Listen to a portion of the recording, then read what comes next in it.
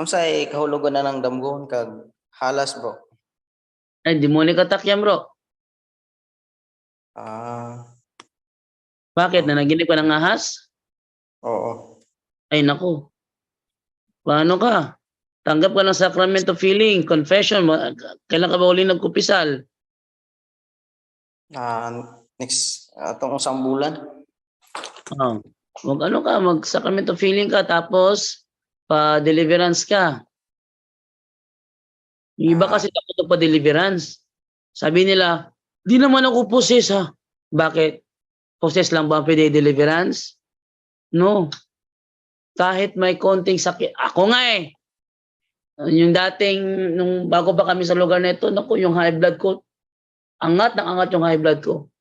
Layo ko nagpapadeliver kay Father Darwin eh. It doesn't follow na possess ako, but nagpa-deliverance ako, baka kaso kasi, yung bahay kasi namin, haunted house to. Bahay to, haunted house to eh. Baka yung espiritu nandito nabibigay sa akin ng sakit, kaya nagpa-deliverance ako kay Father Darwin. Yun. Ikaw bro, pa-deliverance ka bro. Nanaginip ka ng ahas, pa-deliverance ka. Oo. Dito kasi ako sa aking work ba sa university niya, nakatulog ko ba na? Didamgo ko halas. Demonic attack talaga yan bro. Nakatulog ka sa trabaho mo? Oo. Yung bro, yung nakatulog ka na hinipan yung mukha mo, naranasan mo yon? Wala man nun bro. Yung may itim na anino sa tapat mo, naranasan mo yon? Nung una bro, nung una.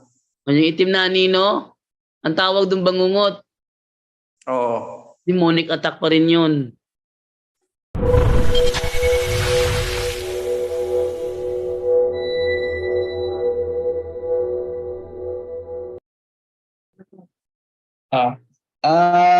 Itatanong ko lang po kung ikinasal po ba si Maria kay St. Joseph? Yes. Yes, bro. Yes, nasa Mateo 1, bro. Kinasal siya kay Joseph. Bakit kapatid ang tanong? 24. Yes, 24. 1:24. 24. Pakibasa nga po dyan to. Nang magising si Jose, sinunod niya ang utos ng anghel ng Panginoon at pinakasalan niya si Maria. Yan, nasagot bro. Nagpakasal pala sila. Napakasal, pinakasalan niya si Maria.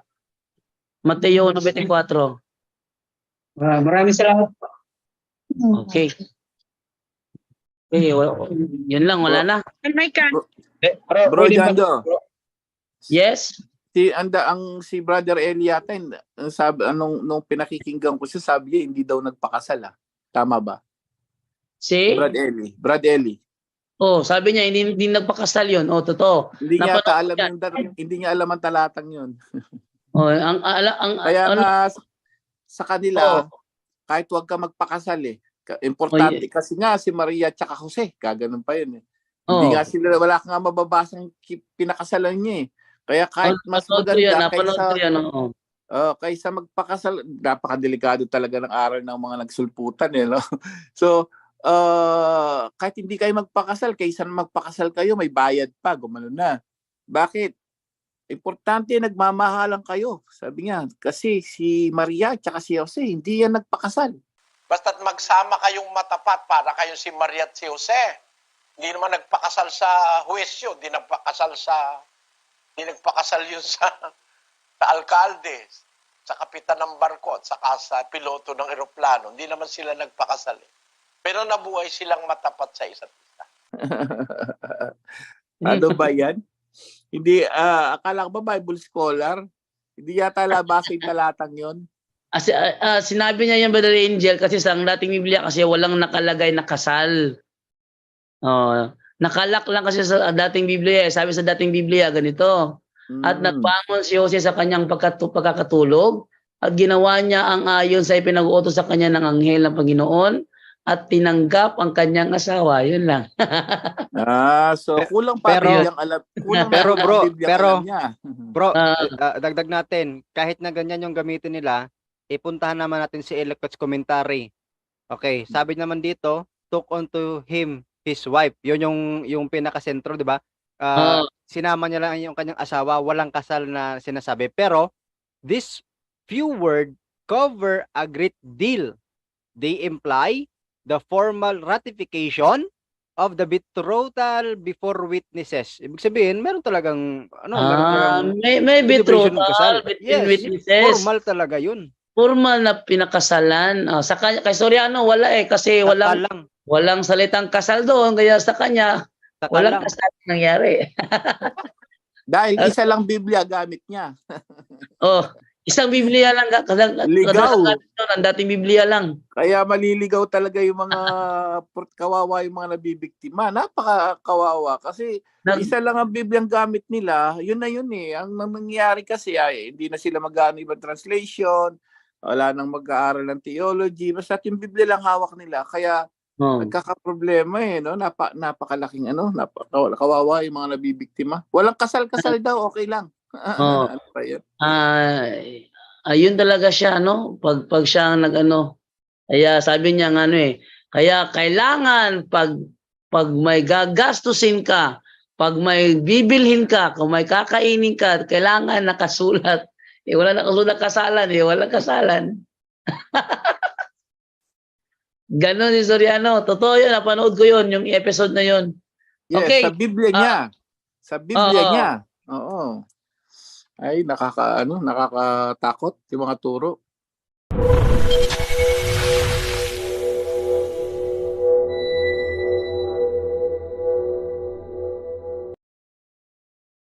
Di lang ako sure kasi kung nasa history din naman ito sagot niyo. Ano? Yung tungkol sa bakit nagkaroon ng kanya-kanyang, di ba galing tayo sa isang lahi lahat ng tao. Oo. Oh. Paano nagkaroon ng kanya-kanyang apelyido? Paano doon Legal ba yan o historical na? Yung apelyido, bro, hindi lang yung apelyido eh. Wala pa yung panahon sa Biblia. Yes, historical lang yan, bro. Ito na. Tandaan mo kapatid, no? Hindi lahat mababasa mo sa Biblia dahil nag-evolve ang mundo, no? Kailan ba ang mga last name na invento, no? Tingnan natin dito. Kailan ba to? Okay, ang sabi dito mga 11th century. Ayan. Yung mga surnames documented ng mga surnames na yung mga last name na mga 11th century, napakatagal pala noon. So halos lahat wala pa pala. So 11th century nag-umpisa yan, bro. So 11th century nagsimula by the Barons in England. Using names has been documented in even the old historical records. Example of surnames are documented in the 11th century by the Barons in England. So nagsimula siya sa 11th century. At saka bro dyan, biblically kapatid, no, tama yung sagot ng ating mga kasamaan na yung apelyido gradually develop yan. No? At yung ayon sa binasa na 11th century, but biblically, sa panahon, lalo sa panahon ng Panginoong Jesucristo, ang tradisyon nila, ang parang pinaka-apelyido nila pangalan ng ama nila. No, halimbawa, si Simon Pedro tinawag ni Panginoong Jesucristo. Diyan basahin mo sa Matthew 16:17. Sinabi sa kanya ni Jesus, pinagpala ka Simon na anak ni Jonas. Ayan. Yan. So sa niyan sa lingwahe nila, Simon Bar-Jona. So Bar-Jona means anak ni. So yun ang tradisyon nila biblically. Parang yun ang pinaka-apelyido nila. Para tinitrace kung kaninong ama yun. Diba? Sa Panginoong Jesucristo nga, hindi ba si Jesus to na anak ni Jose? Sa Matthew 15:33, yung sinabi ng mga taga-Hudyo, di ba si Jesus to na taga-Nazaret ang anak ni Jose na karpintero? So yun yung pagkakakilanlan nila noong unang panahon. Then nagka-develop, at based sa history na binasa ni Bro Jan Doc kanina, 11th century to 12th century, nag-umpisa naman yung pagdokumento ng apelyido ng ama, hindi ng pangalan. So gradually develop yung kapatid. Ang malaking problema dyan, Brother John Ray, yung apelyido ng tatay mo, hindi mo ginamit kasi apelyido ng nanay mo. Yun, legal matters yan. Kailangan idulog sa ano yan, sa kay Attorney Angel dapat idulog yan. Okay. Brother, okay na ba yung Brother Michael? Okay, thank you sa iyo, bro.